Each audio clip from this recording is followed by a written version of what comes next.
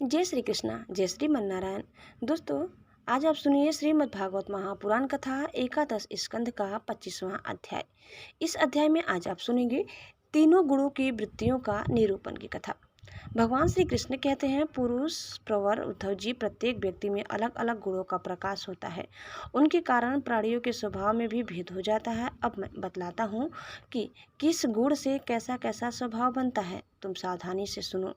सत्वगुण की वृत्तियां हैं सम, दम, तितिक्षा, विवेक, तप, सत्य, दया, स्मृति, संतोष, त्याग, विषयों के प्रति अनिच्छा, श्रद्धा, लज्जा, आत्मरति, दान, विनय और श्रद्धा आदि। रजोगुण की वृत्तियां हैं इच्छा, प्रयत्न, घमंड, तृष्णा, ऐंठ या अकड़, देवताओं से धन आदि की याचना, भेद बुद्धि, विषय भोग, युद्धादि के लिए मद जनित उत्साह, अपने यश में प्रेम, हास्य, पराक्रम और हठ पूर्वक उद्योग करना आदि।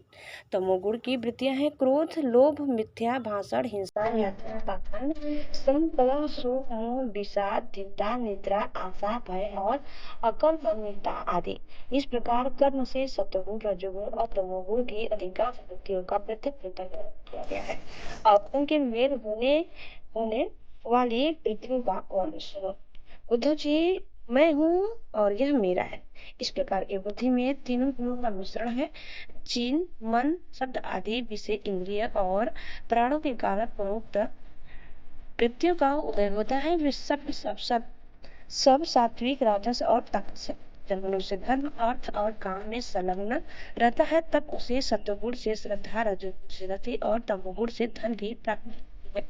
यह भी गुणों का मिश्रण ही है। जिस समय मनुष्य स्कंद कर्म, गृहस्थ आश्रम और स्वधर्म आचरण में अधिक वृत्ति रखता है, उस समय भी उसमें तीनों गुणों का मेल ही समझना चाहिए।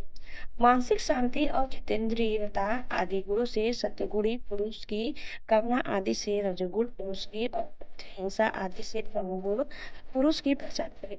पुरुष हो चाहे स्त्री, जब वह निष्काम होकर नित्य नैमित्तिक कर्म द्वारा मेरी आराधना करे, तब उसे सत्वगुणी जानना चाहिए। सकाम भाव से अपने कर्मों के द्वारा मेरा भजन पूजन करने वाला रजोगुणी है, और जो अपने शत्रु की मृत्यु आदि के लिए मेरा भजन पूजन करे, उसे तमोगुणी समझना चाहिए। सत्व, रज और तम, इन तीनों गुणों का कारण जीव का चित्त है, उससे मेरा कोई संबंध नहीं है। इन्हीं गुणों के द्वारा जीव शरीर अथवा धन आदि में आसक्त होकर बंधन में पड़ जाता है। सत्वगुण प्रकाशक, निर्मल और शांत है।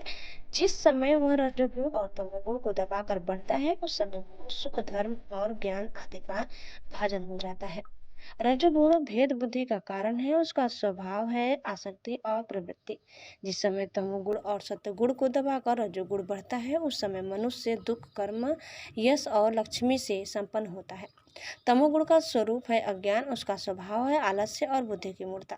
जब वह बढ़कर सत्वगुण और रजोगुण को दबा लेता है, तब प्राणी तरह तरह की आशाएं करता है, शोक मोह में पड़ जाता है, हिंसा करने लगता है अथवा निद्रा आलस्य के वशीभूत होकर पड़ रहता है।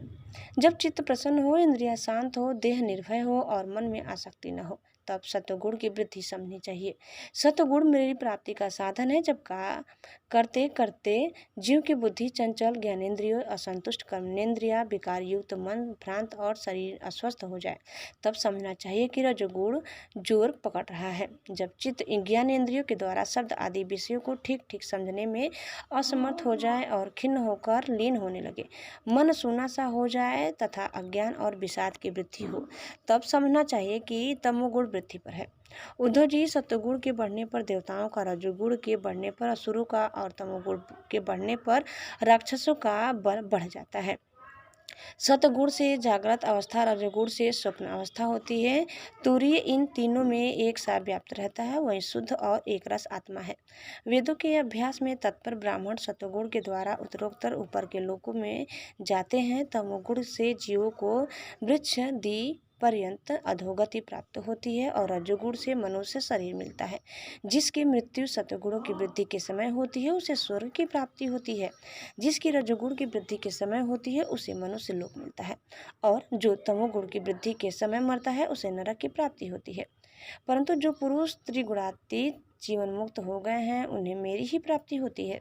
जब अपने धर्म का आचरण मुझे समर्पित करके अथवा निष्काम भाव से किया जाता है तब वह सात्विक होता है।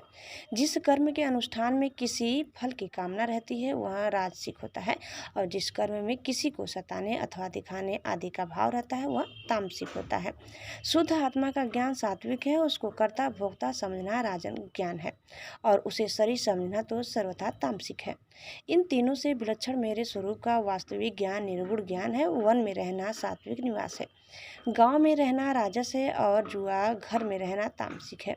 इन सब से बढ़कर मेरे मंदिर में रहना निर्गुण निवास है।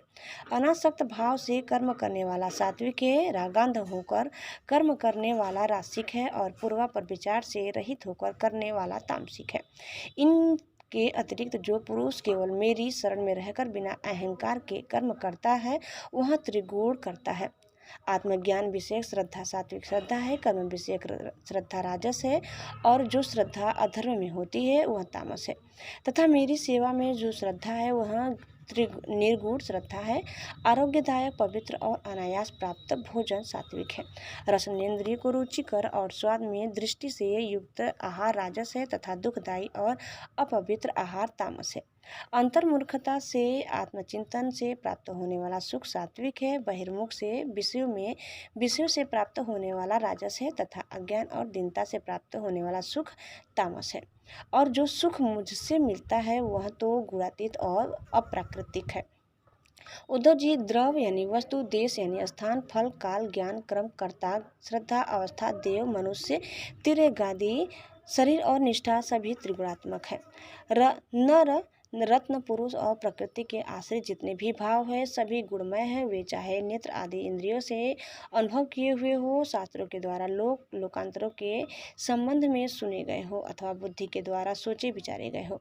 जीव को जितनी भी योनियां अथवा गतियां प्राप्त होती है वे सब उनके गुणों और कर्मों के अनुसार ही होती है।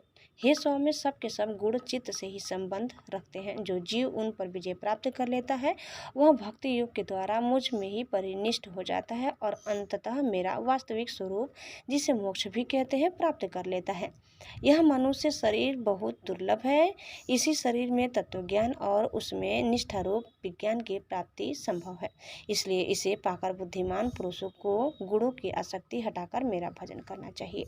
विचारशील पुरुष को चाहिए कि बड़ी सावधानी से सत्वगुण के सेवन से रजोगुण और तमोगुण को जीत ले, इंद्रियों को वश में कर ले और मेरे स्वरूप को समझकर मेरे भजन में लग जाए। आसक्ति को लेस मात्र भी न रहने दे। युक्ति से चित्त वृत्तियों को शांत करके निरपेक्षता के द्वारा सत्वगुण पर विजय भी प्राप्त कर ले। इस प्रकार गुणों से मुक्त होकर जीव अपने जीव भाव को छोड़ देता है और मुझ में एक हो जाता है। जीव लिंग शरीर रूप अपनी उपाधि जीवत्व से तथा अंतःकरण में उदय होने वाली सत्व आदि गुणों की वृत्तियों से मुक्त होकर मुझ ब्रह्मा की अनुभूति से एकत्व दर्शन से पूर्ण हो जाता है, और वह फिर बाह्य अथवा आंतरिक किसी भी विषय में नहीं जाता। तो दोस्तों, इस प्रकार कथा यही समाप्त करते हैं। उम्मीद करते हैं कि आपको हमारी आज की कथा जरूर पसंद आई होगी। कैसी लगी कमेंट करके बताइए। चैनल में नए हैं तो प्लीज़ लाइक, शेयर और सब्सक्राइब करना न भूलें। धन्यवाद। जय श्री कृष्णा, जय श्री मन नारायण। एक बार प्रेम से बोले श्री बांके बिहारी लाल की जय।